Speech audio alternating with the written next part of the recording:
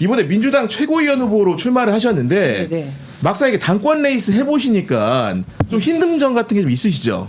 내가 왜 나왔지? 이렇게. 잘 나오셨지 보니까. 그렇죠. 저는 지금 저의 이야기를 많은 분들이 공감해주고 응원해주셔서 지금 힘은 많이 나는데 굉장히 힘들어요. 일정이 힘들다. 일정도 힘들지만 사실 제가 인지도가 높은 사람이 아니잖아요. 네.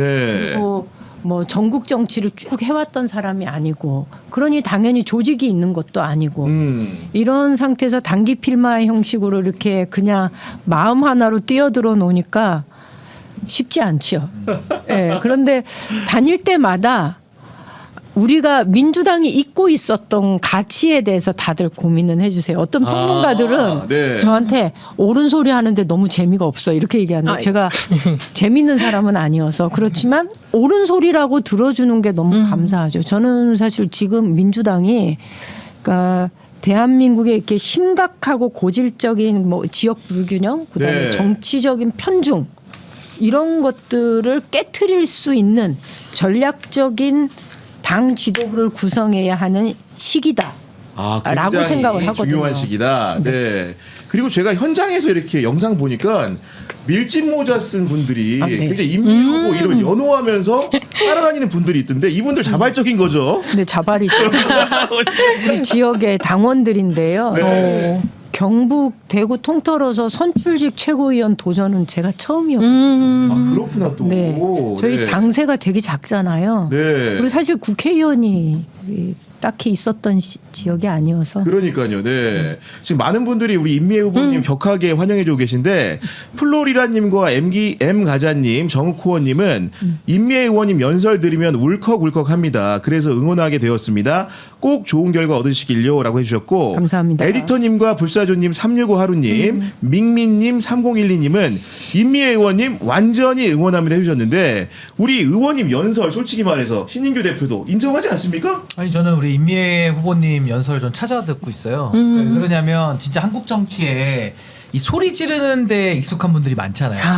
쇼츠를 뽑기 위해서 뭐 의도를 했든 안 했든 이 쇼츠형 정치인들이 많은데 이제 그런 소리형 정치인보다는 네. 우리 임미애 의원님처럼 내용을 가지고 어떤 의미를 가지고서 와닿는 그런 정치인들이 굉장히 요즘 찾기가 매우 어려운데 이 연설을 쭉 듣고 있으면 어떤 메시지를 고심해서 꾹꾹 눌러서 이거를 표현하신다는 게 느껴지거든요. 그래서 그런 의미를 가진 정치인이 되게 드물잖아요. 그렇죠. 그런 의미에서는 이번에 네. 전 전당대회 잘 나오신 것 같고 그런 의미형 정치인이 가지는 어떤 우리 사회에 꼭 필요한 이런 필요성을 잘 설명해주고 계신 거 아닌가. 그래서 연설 듣다 감사합니다. 보면은 댓글도 되게 좋더라고요. 반응 매우 좋아요. 반응이 실제로 좋더라고요. 그런 상황인데 혹시 이번에 선거 치르면서 이제 동료 의원들과 함께 치르시는데 좀 이분하고는 좀 이렇게 많이 가까워졌다 이렇게 평가할 수 있는 분이 좀 있습니까? 김영호 의원님. 김영우 의원님. 네. 둘이 꼴등 함께해서 2등을.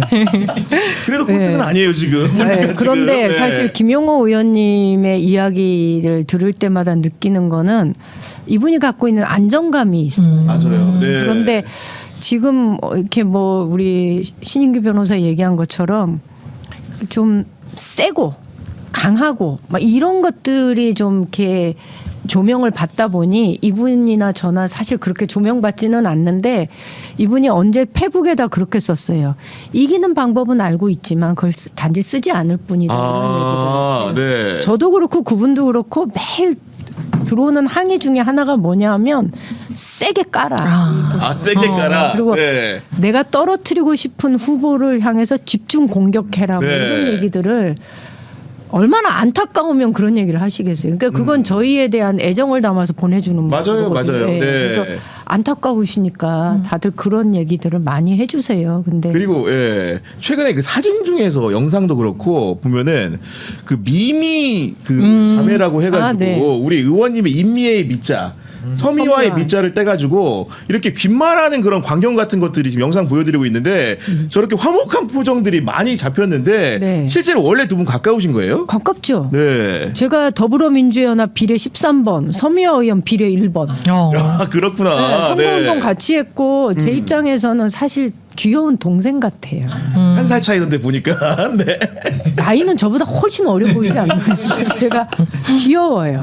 네, 뭘 그렇구나. 해도 귀여워서. 아니 저 때는 혹시 어떤 얘기를 나누시느라고 저렇게 폭소를 이렇게 하면서 그때 바꾸시는 거예요? 김민석 후보가 연설을 하는데 너무 공감이 가는 내용이어가지고 제가 사실 할 때 막 소리 안 지르는데 저 네. 때는 너무 공감이 가서 응원해주고 싶었어요. 아 그랬구나. 네. 저렇게 격정적으로 의사 표출을 좀 하신 거였고 그리고 최근에 그 TV 토론회 최고의 정부 토론회가 있었는데 그때는 이성윤 후보를 상대로 해가지고 네. 검사스럽다 직격탄을 날렸습니다 보니까. 근데 그게 그렇게 그분한테 이렇게 막 스파크가 일정돼 그건 줄 몰랐어요. 근데 그거 그때 그랬을 때 다들 국민들이 그랬어요. 누가 검사 출신 아니랄까봐. 그런 의혹 제기했을 네. 때 감기약 네. 성분이 뭐니 했을 때. 그렇죠. 그거는 사실은 도를 넘은 거죠. 왜 그때 표결에 참여하지 않았냐 이렇게 물어봤으면 맞아요. 되는데 네. 뭐 잠든 사람은 깨울 수 없네요.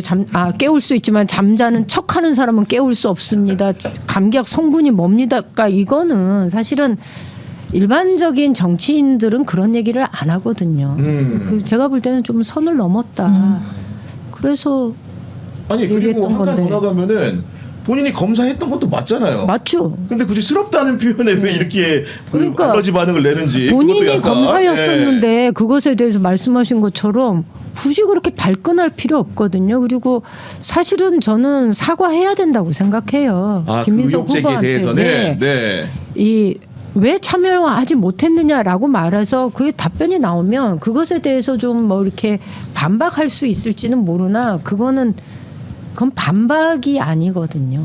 예. 그러니까요. 조롱조잖아요. 그래서 자꾸 우리 정치의 품격을 떨어뜨리는 발언이다라는 생각이 들고 이미 CCTV까지 공개됐으면 내가 뭐 기자회견 하라는 건 아니에요. 적어도 페이스북 같은 데다가 내가 그때 좀 잘못 알고 있었는데 그렇죠. 예, 사과한다. 이 얘기는 올려줘야죠. 그리고 그때 표결에 참여하지 못한 의원들이 굉장히 많았어요. 그런데 굳이 유독 딱 한 콕 사람을 집어서, 찍어가지고 네. 그렇게 말하는 의도가 뭐냐는 거죠. 그러니까요. 네. 네. 두 분 같은 경우에는 우리 후보님의 문제 제기를 좀 어떻게 청취하셨습니까?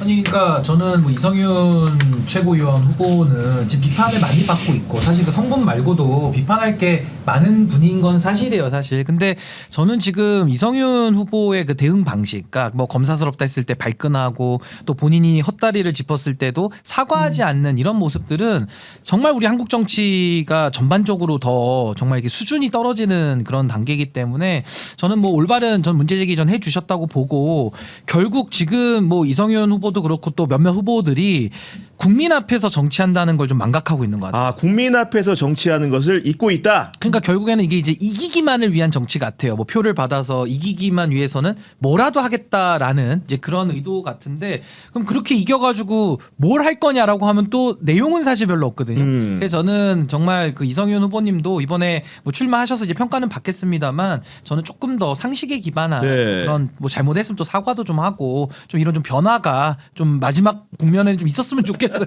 아직까지는 없지만. 우리 이유진 기자는 좀 어떻게 봤습니까? 저는 사실 뭐 이성윤 후보의 어떤 그런 모습이나 지금 대응 방법에 대해서는 사실 대표님과 결을 같이 하고 저는 반대로 이 말씀을 좀 드리고 싶은 게 저는 임미애 후보님, 의원님이 후보로 나오셔서 정말 다행이다 싶었던 게 그 소위 말해서 쇼츠 정치라는 게 활성화되면서 사실은 좀 안 좋은 모습들이 많이 보이기도 하잖아요. 최근에 뭐 전당대회와 관련해서 쇼츠 뭐가 화제가 됐냐 하면 뭐 악수 패싱이랄지 아니면은 뭐 이렇게 연설 도중에 이렇게 뭔가 아니야 막 이렇게 외치는 뭐 후보님이 네네. 그런 좀 부정적인 것들이 좀 화제가 돼서 마음이 좀 안 좋았을 때가 있었는데 저는 반대로 임미애 의원님께서 막 다른 후보님들 서미화 그 후보님도 그렇고 손풍기 이렇게 서로 합동 도와주는 연설 현장이었던 것 같은데 막 손풍기를 이렇게 막 박선원 의원님한테도 이렇게 쐬어주시고 또 최민희 의원님한테도 이렇게 한번 바람을 이렇게 갖다 대주시기도 그런 적도 하고, 있었어요? 네. 그러니까, 그래서 너무 훈훈한 거예요. 사실 원래 전당대회라는 게 축제이기도 하고 서로 뭐 비판할 때도 있지만 그게 다 동지적인 모습을 보이는 것도 좋은 거잖아요. 그래서 그런 모습 보여주셨을 때 되게 좋았고 또 그 미미자매 말씀을 하셔가지고 제가 인상 깊었던 게 예전에 서미화 그 의원님께서 인터뷰를 할 때 비상계엄 당일날 손을 잡고 같이 담장을 넘은 사람이 임미애 의원이라고 얘기를 한 적이 그랬어요? 있거든요. 네. 그래서 저는 사실 두 분의 그 미미자매 모습 보면서 아 참 이분 두 분 인연인가 보다 약간 이런 생각이 들 정도로 네. 그래서 어떻게 보면은 후보 임미애 의원님이 계셔서 좀 마음이 따뜻해지는 부분들이 전당대회 국면에서 있어서 저는 좀 약간 저의 힐링 포인트로 야, 힐링 삼고 포인트까지 있습니다. 이유진 기자. 네네. 지난번에 다른 사람한테 그렇게 보니까 아니 무슨 말씀이에요? 이렇게 하고 있는 건데 지금 시청자님들의 의견도 쏟아지고 있습니다. 인공지능님은 임미애 후보님 연설은 울림이 큰데요. 재미를 조금만 추가해 주세요 하셨는데 갑자기 추가는 잘 안 되겠죠 후보님. 네. 사람이 태생이 그런데 뭐 쉽게 바뀌겠습니까?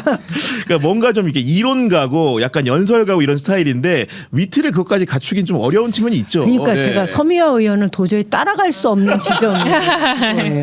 그분은 입담도 있지만 그 능청스럽게 그 장난 아니에요, 나오는 진짜. 그게 네. 예. 그래서 제가 들으면서 경쟁자다 이 생각보다는 너무 잘한다. 야 어떻게 저렇게 재밌게 네, 유쾌하게 그렇죠. 풀어낼 수 네, 있느냐 네. 이런 평가를 해주신 거고. 신이 공평하신 게 모든 걸 다. 맞습니다, 맞습니다. 네. 아니 근데 저는 한 말씀만 더 드리면 이번에 임미애 후보님 나오신 의미를 조금 더 말씀드리자면 저는 선출직 최고위원이 가지는 무게감이 전 대단하다고 생각하거든요. 동의합니다. 저도. 네. 네. 똑같아요. 아니 한 표의 가치가 유권자의 주권을 위임하는 건데 대표 부하도 아니고요. 아니 얼마나 그 선출직 최고위원이 명예로운 자리예요. 또 권한도 크고. 근데 지금 보면은 최고위원으로서 내가 어떤 정치하겠다를 차분히 설명하는 분이 잘 안 보이거든요. 우리 임미애 후보님 왜 잘 안 보이는데 저는 다른 최고위원님들도 막 나와가지고 대표 누구 막 이렇게 자꾸 얘기하는 거는 좀 제가 보면서도 좀 민망해요. 이게 도대체 누구 선거 운동원으로 지금 최고위원 뛰는 건가? 접촉된 게 아닌가. 네. 네. 그러니까 그런 식의 뭐 토론이든 연설이든 자기 이야기를 좀 하고 유권자들에게 선택을 받아야 되고 또 하나만 더 지적하면 최근에 그래서 그 홀짝 뭐 생일 가지고 나눠서 찍는 거 있잖아요. 전 그것도 정말 그건 좀 자제돼야 된다. 맞습니다. 결국 네. 아니 그 유권자들의 주권을 위임받는 건데 그 무게감을 그렇게 상쇄시켜서는 안 되거든요. 그래서 그 무게감이 전 좀 남다르게 네. 더 느껴진다라는 생각이 지금 또 황희태님, 2847님, 뉴터블런스님, 김돌맹이님, 김미자님, 나무님, 금감송님, 회전님, 킬리만자로의 표범님이 의원님 존경합니다. 의원님은 진국이십니다. 이런 얘기 해주셨는데 다들 밀짚 모자 쓰신 분들인 것 같아요. 지금 느낌이 지금 보니까. 네. 그러게요. 나무가 왜 이렇게 많죠? 지금 보니까 돌멩이가 나오고 보니까 자연 친화적인데 보니까. 네. 우리 농어민위원회 쪽. 아니 그런데 네. 제가 의원님의 프로필을 검토하다가 깜짝 놀란 프로필이 서울학원 원장이라는 경력이 나왔는데 네. 이게 도대체 뭡니까? 저희가 92년도에 농촌에 내려와서 농사를 짓고 살았는데요. 사실 이 남편이 좀 많이 아팠어요. 그러니까 진짜로? 네. 85년도에 이제 이 학생 운동을 하다가 네. 사건으로 연루가 돼서 그 이근환한테 고문을 받았던 사건이었는데 그러셨구나. 네. 그래서 한때 이근환의 얼굴을 생생하게 기억하고 있는 사람은 이 사람이었어요. 그래서 그때 김근태 의장도 이근환한테 고문을 맞습니다. 받았잖아요. 그래서 한겨레에서 이근환을 잡으러 다닌 적이 있어요. 그래서 어딘가에 인상 차이가 비슷하다 그러면 전화가 오면 제보 들어오면 이 의성에 있다가 가가지고 확인하러 긴지 가시고. 아닌지 확인하고 네. 이런 적이 있거든요. 근데 결혼하고 농사 안 하던 농사를 지어서 그런지 어쨌든 간 많이 아팠어요. 근데 제가 애기가 그때가 둘이었어요. 아이고 또 연년생으로. 해야 되니까. 네. 그런데 농산일은 못하고 지역에서는 이제 그 서울대까지 나온 사람이 굳이 저렇게 참 보니까 답답하게 사는 거고.